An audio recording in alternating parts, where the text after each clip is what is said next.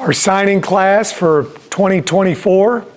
It includes 20 total signees. Unfortunately, you can't announce a few people based on whether they're a transfer or whatever the case may be. Plus, we got to have all the documentation to be able to do that. But we think we're going to be closer to 25 by the time the day's over. But right now, for sure, we've got 20 guys and 10 high school guys that have signed so far, plus 10 transfers. We're going to, change that ratio here going forward. We, want to be a high school recruiting type program, and then also, find some great transfer guys to supplement your roster with as well.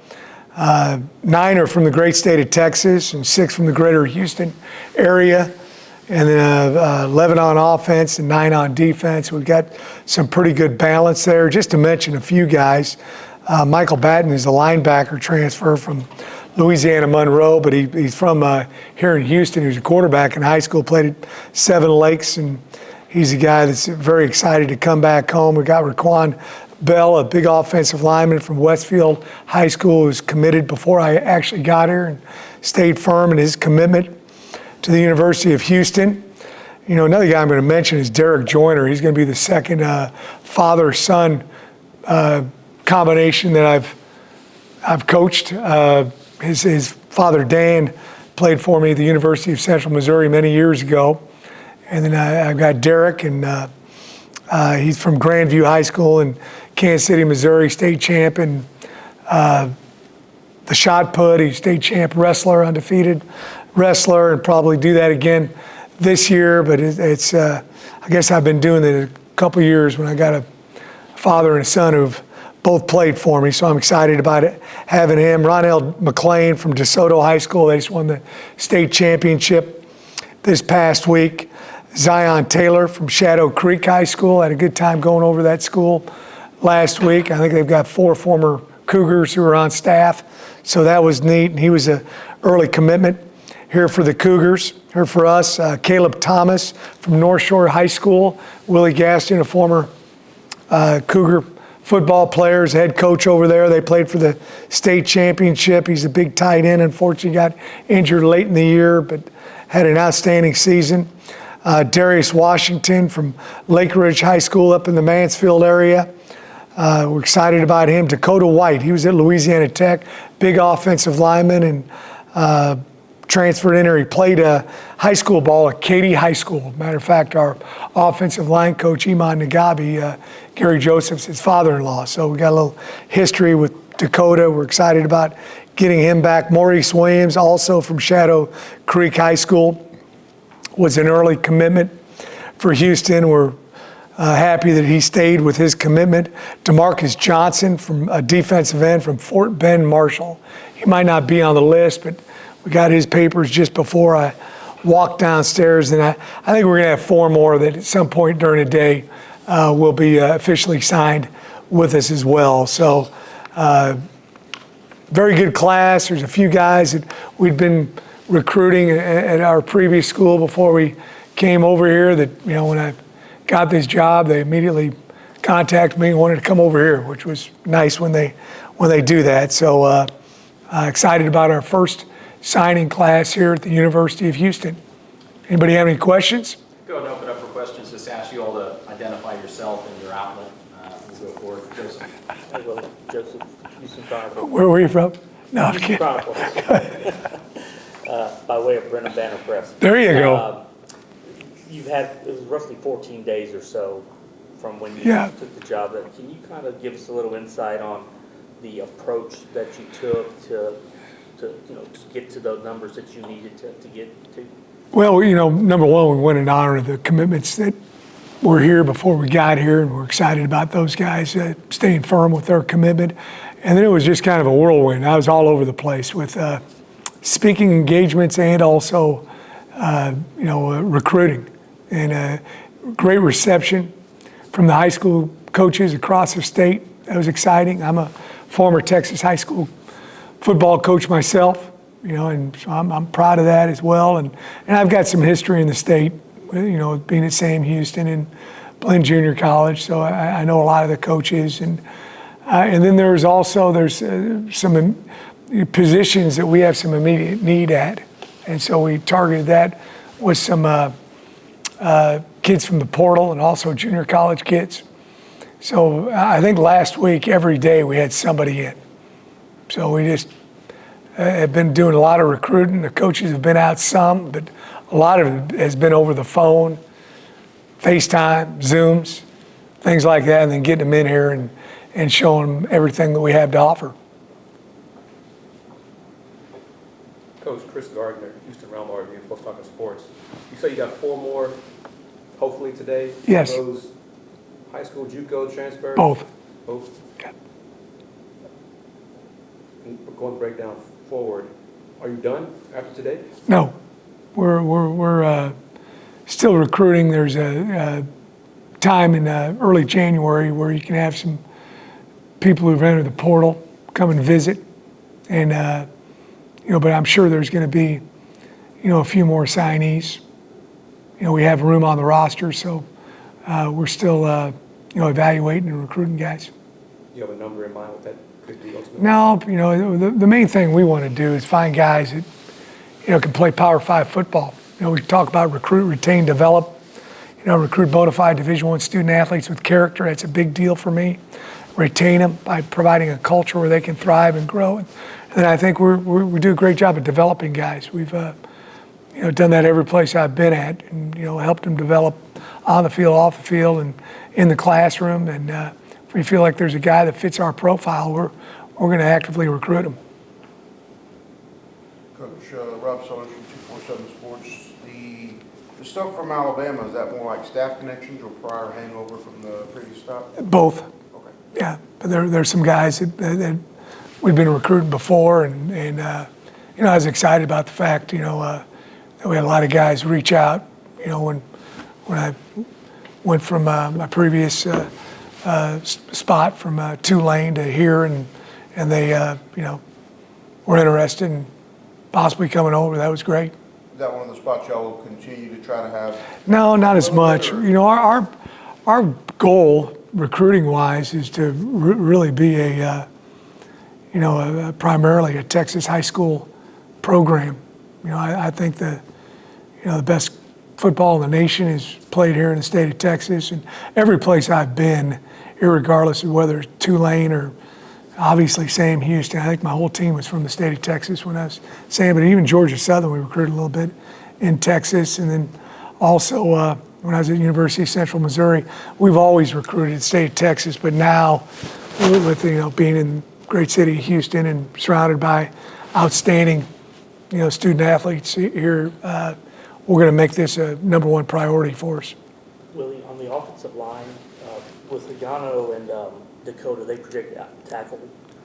Both. We think both of those guys have an opportunity to play either inside or outside.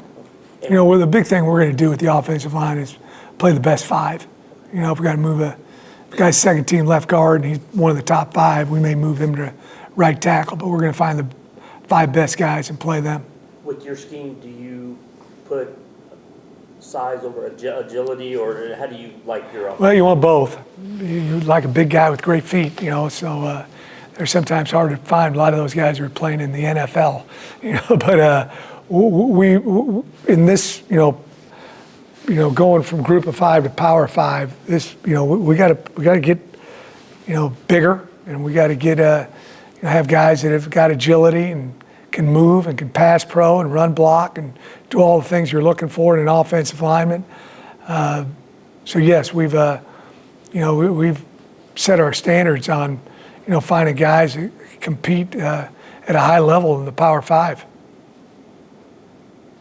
Coach, Ryan Munso from GoCoots.com. This has kind of been speed dating for you with a lot of these guys. My wife wouldn't like that, but go ahead. What's been the sales pitch? How have you gotten in and connected with them in such a short amount of time?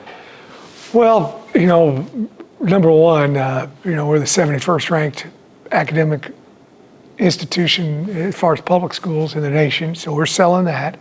Got a lot of opportunities, major. One of the things when kids go to school, you know, I saw something the other day, 60-some-odd% of kids change their degree plan at least twice. We're fortunate that we have 247 different majors to choose from, so that's an advantage for us. So that's number one. Number two, you know, just being in the great city of Houston, I've been selling that. We were planning on retiring here when I got done coaching, you know, in 10, 15 years, and you know, luckily I'm over here now, you know, but I think there's a lot to offer in the city of Houston. You know, I talk a little bit about Power 5 football. You know, I think this is, something that is, super important for young people when they're looking at a place to go to school. They want to play at the highest level. You know, we're also selling the brand new facilities that we're going to have in July 1st of 2025. We're going to have as good a facility as anybody in the Big 12. Really, anybody playing Power 5 football. It's outstanding facility. So there's a lot of things that we have to sell here at the University of Houston.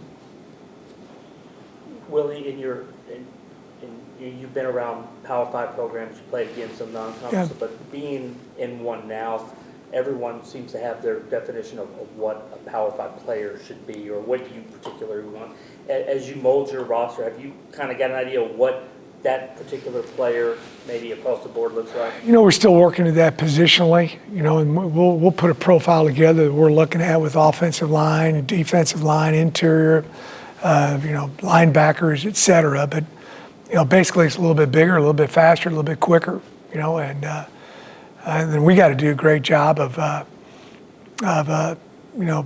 providing them with the coaching where they can improve and develop as a football player, whether that's in the meeting room or in the weight room, whatever the case may be. I'm really excited. We're bringing my strength coach in, Kurt Hester, and he's done just an unbelievable job of developing guys. And, we had, I think, 11 guys that went to pro camps last year, which is, a ton of guys. And I think 7 of them trained with him instead of going someplace else to train because they had that much confidence in him. So that's going to be another edge, that we're going to talk about in our program is having a guy in the strength and conditioning program along with his staff who can develop our guys in that area, which is critical to your success. Coach, how close are you to finishing your staff? Really close. I've got, really one position left to fill, and there's, we're excited about it. We've gotten some guys. I think I can talk about those guys, but Kevin Barbay, Kevin's back up in the back of the room. He's, I got lucky also not only hiring guys that are great football coaches, but have a Texas background. Kevin's uncle, Curtis Barbay from Newton High School, probably won, 400 games, 300 games. How many games did he win? 317. How many? 317. 317. I was close. That's a lot of games, And I talked about Iman with his connections here in the state, and then Kevin had I know his coach that he worked with at Central Michigan, Jim McElwain, who just said some unbelievable things about him, and we talked with Sean Clark from App State, who just said some incredible things about him. So we were very fortunate to get him, but more importantly, we were fortunate that he also had the connection with the state of Texas and has recruited this area. He's from Nederland High School. He's getting ready to head back there. And I'm a big football historian. We were talking about, Bum Phillips and how he coached there. And, Wade played here at the University of Houston. So there's a lot of connections. I was in my office this morning, and Jimmy Dickey's, the son of Jim Dickey, came by. I've known Jimmy forever this morning. So that was great. And then Sean Bell, I've got a lot of background with the Bell family. Sean's brother, Brian, is going to be here with us as an analyst. Brian was my starting quarterback for 4 years at Sam Houston State, won a bunch of games for me. I think we were 40-12. He was 40-12 as a starter there at Sam Houston. We played for a couple of national championships, and then Sean was a great quarterback in the Big 12 as well. And we were fortunate to get him down. He coached high school football at Magnolia West, very successful there. Brian actually won a state championship at China Springs High School. So again, that adds to our Texas connections. And And I know when I was a JUCO coach, I felt a lot better when my guys went someplace where I knew the guy that was recruiting them. That was a big deal to me. And I know that's the same way with the, here in the state of Texas. One of the great things about recruiting the state of Texas is the high school coaches are still very involved in the recruitment process. Right? You don't have other people that kind of get involved with it. And that's different and unique across the country. And that's another reason why I wanted to come here. So those guys, and then on the defensive side of the ball, I think everybody knows Sheil Wood is going to be our defensive coordinator. He'll coach the linebackers and help with the secondary as well. And James Ross, he was an all Big Ten linebacker at Michigan, and I brought him down as an analyst at Tulane, and he just really impressed me with everything he did while he was there. And he'll be coaching for us.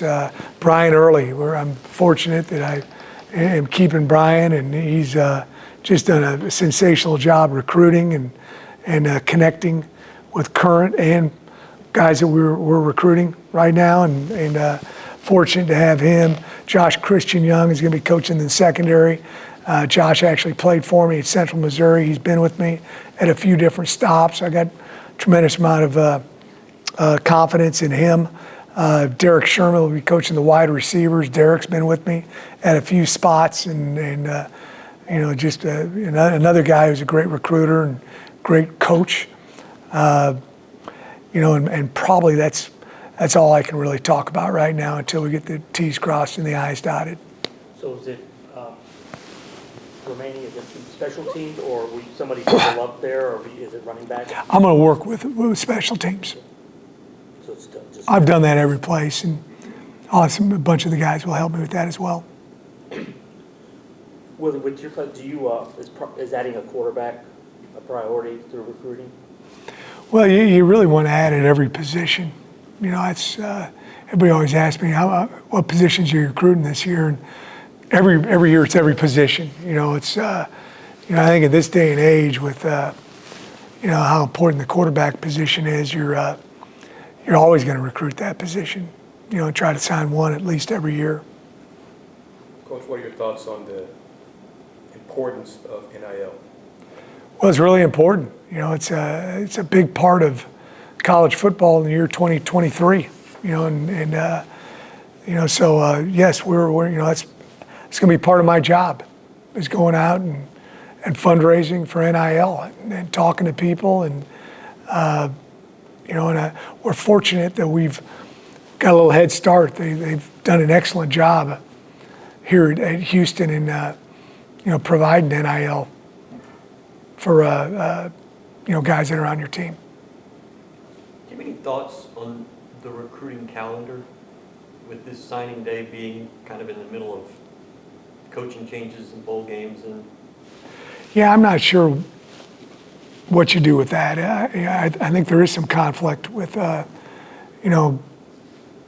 making coaching changes and how quickly the signing date is and all those other kind of things. As I've said before, one of the reasons why I'm sitting here is, Chris Pesman was very, aware of my situation where I was at, and I didn't want there to be any confusion, and he was very good about that. But, there is only so many days, and with that, they've talked. I was on the American Football Coaches Association Board of Trustees for a while, and they've talked a lot about changing it.